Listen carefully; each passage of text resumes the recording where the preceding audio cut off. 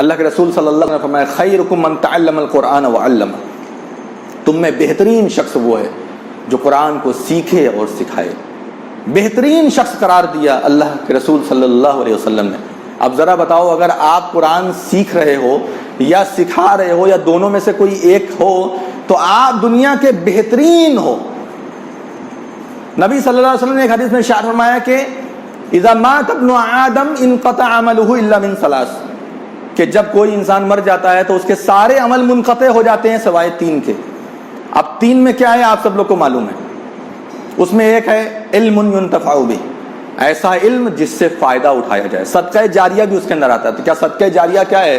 خالی کنواں کھدوا دینا صدقہ جاریہ ہے بس؟ اور کوئی کام دنیا میں صدقہ جاریہ نہیں ہے.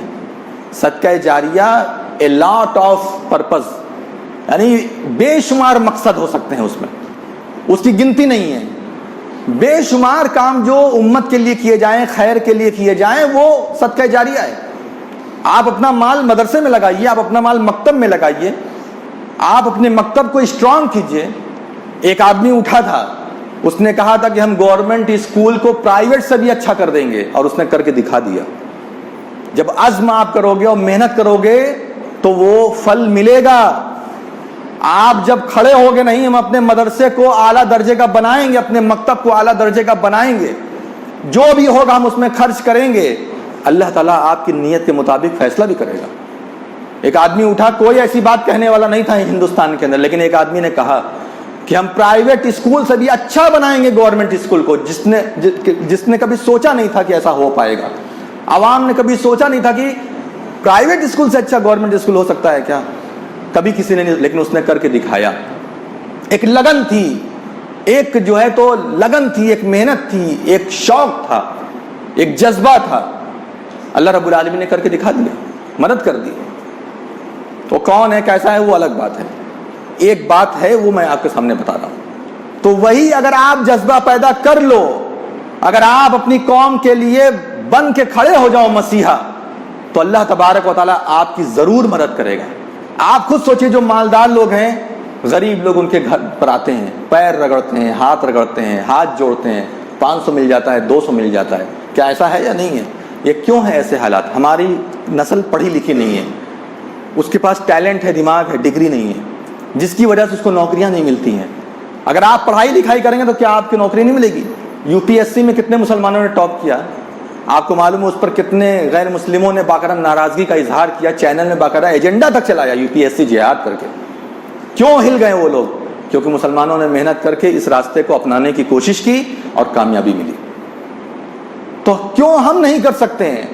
اور اگر تعلیم میں آپ آگے نہیں اٹھ سکتے ہیں، اگر آپ تعلیم کے لیے خرچ نہیں کر سکتے ہیں، تو آپ کا مقدر یہی رہے گا، بلکہ اس سے بھی بدتر ہوتا چلا جائے گا.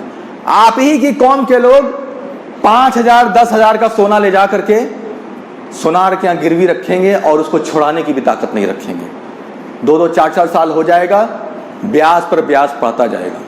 یہی حال رہے گی ہمارے قوم کی.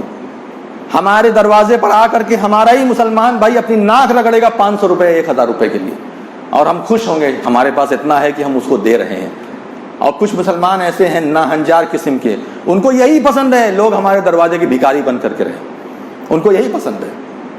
اس لیے آپ ہر اعتبار سے غور کیجئے، سوچئے، اپنے مکتب کو اچھا کیجئے. اچھے علماء کا تبھی ٹکیں گے جب آپ ڈھنگ کی تنخواہ دیں گے. یہ تنخواہ نہ دینا یہ ظلم ہے. یہ 2,000 4,000 پہ علماء کو قناعت کرا دینا اور یہ کہنا کہ تم اللہ تعالیٰ سے مانگو، یہ سب اس دنیا کی سب سے بڑی بے ایمانی ہے اس وقت کی. یہ جو لوگ بولتے ہیں نا کہ اتنا جتنا دیا جا رہا ہے اس پر خوش رہو، آپ تو مولوی صاحب ہیں، آپ کی تنخواہ تو برکت والی ہے، آپ تو اللہ تعالیٰ سے ڈائریکٹ تعلق رکھتے ہیں. یہ سب بے ایمانی بھری بات ہے. اس سے بڑی بے ایمانی آج کے دور کی علماء اکرام کے ساتھ کوئی نہیں ہو سکتی ہے جو عوام کر رہی ہے. ان کا حق ادا کرو، اور جس لائق ہیں وہ اس لائق آپ ان کو پہنچائیے. اچھی تنخواہ پر رکھیے. مالداروں کو اٹھنا پڑے گا. آپ اپنی مال کا نکالیے. میں اپنے بتاتا ہوں، واقعی میں بتا رہا ہوں کہ اگر 20 ہزار 50 ہزار روپیہ کمانے والے بھی مہینے کے اندر 2 3 ہزار روپیہ دینے کا عزم کر لیں، میں یقین کے ساتھ کہہ سکتا ہوں کہ آپ کے محلے کا کوئی بھی غریب بچہ ایسا نہیں ہوگا جس کے گھر تک یا جس کے دماغ تک تعلیم نہ پہنچے. ایسا نہیں ہو سکتا. ضرور پہنچ جائے گی تعلیم، ضرور ہوگا۔ 1 لاکھ 1.5 لاکھ سالانہ بجٹ لے کر کے بھی چلانے والے لوگ ہیں، چلا رہے ہیں۔ یہی ہے جو آپ کی مسجد میں چلتا ہے، مدرسہ یا اسکول جو بھی کہہ لیجیے آپ، 5 تک پرائمری تک، کیا بجٹ ہے اس کا؟ آپ کو سن کر کے ہنسی آئے گی۔ 1.5 لاکھ 2 لاکھ پر پورا کام ہوتا ہے۔ یہ ایک مذاق نہیں ہے قوم کے ساتھ؟ کیا ہمارے اہل حدیث لوگ یا ہماری قوم میں آس پاس رہنے والے لوگ اتنا نہیں رکھتے ہیں؟ کیا ان کا کاروبار ایک دم برباد ہو چکا ہے، ختم ہو چکا ہے، یا اب تک انہوں نے کاروبار نہیں کیا؟ کیا وہ اب زمین نہیں خریدیں گے، وہ باغ نہیں خریدیں گے، وہ ملکی پور میں جا کر کے دن بھر جو ہے تو عیش و آرام نہیں کریں گے؟ سب کچھ ہے ہر ایک کے پاس، لیکن اپنے محلے کے مدرسے کو 1.5 لاکھ دیتے، وہ بھی کہاں کہاں سے چندہ کر کے آتا ہے، یہ بھی نہیں کہ یہیں ہو جاتا ہے۔ وہ کہاں کہاں جاتے ہیں، الٹی سیدھی بات سنتے ہیں، گالی سنتے ہیں، لوگوں کا ناک بھاؤں سکوڑنا دیکھتے ہیں، اور اس کے بعد جو ہے ذلیل رسوا ہو کر کے پیسہ اکٹھا کر کے لا کر کے چند بچوں کو پڑھاتے ہیں۔ یہ افسوس نہیں ہے جو اپنے محلے کے مکتب کو، جو مالدار ہے اپنے محلے کے مکتب کو نہ اچھا رکھ سکیں، ایسے مسلمانوں کی ضرورت نہیں۔ اسی لیے اللہ تعالیٰ کا عذاب چلا آ رہا ہے۔ اللہ کے رسول صلی اللہ علیہ وسلم کی زندگی آپ کو معلوم ہے، 1 سونا تک برداشت نہیں کرتے تھے۔ 1 سونا آیا ہوا تھا نبی صلی اللہ علیہ وسلم کے پاس، زکوٰۃ کا، وہ بھی یہ بھی نہیں کہ ان کا خود پرسنل تھا، زکوٰۃ کا آیا تھا، صدقے کا آیا تھا۔ اور نبی صلی اللہ علیہ وسلم عصر کی نماز پڑھے، نماز پڑھنے کے بعد مقتدی کی طرف گھومتے ہی اٹھ کے چلے گئے، جبکہ آپ صلی اللہ علیہ وسلم کی یہ عادت تھی کہ نماز سے سلام پھیرنے کے بعد مقتدی کی طرف گھوم کر کے بیٹھتے تھے تھوڑا دیر تک، جیسے ہم لوگ کرتے ہیں، آپ دیکھتے ہیں، وہ سنت ہے۔ لیکن اس دن بیٹھے نہیں، سیدھے چلے گئے۔ پھر تھوڑا دیر کے بعد آئے، لوگوں نے پوچھا، جو وہاں موجود تھے انہوں نے پوچھا، اللہ کے رسول صلی اللہ علیہ وسلم آپ کہاں چلے گئے؟ تو نبی صلی اللہ علیہ وسلم نے فرمایا کہ میرے پاس صدقے کا کچھ جو ہے تو سونا آیا ہوا تھا، 1 رات میرے پاس رہ گیا، مجھے گوارا نہیں ہوا کہ 1 رات کیسے رہ گیا، میں بھول گیا، وہی مجھے ایک بیگ یاد آ گیا اور میں گیا ہوں، اس کا صدقہ کر کے آیا ہوں۔ یہ نبی صلی اللہ علیہ وسلم کی شان ہے۔ ایسے ہی نبی صلی اللہ علیہ وسلم نے اپنے صحابہ کرام کو تیار نہیں کیا، ایسا ہی ان کو پوری دنیا میں ایک مقام نہیں عطا کیا، بلکہ یہ جذبات تھے کہ قوم کا مال قوم پر خرچ کر دیا جائے، جلد سے جلد قوم کے لیے فکر کیا جائے۔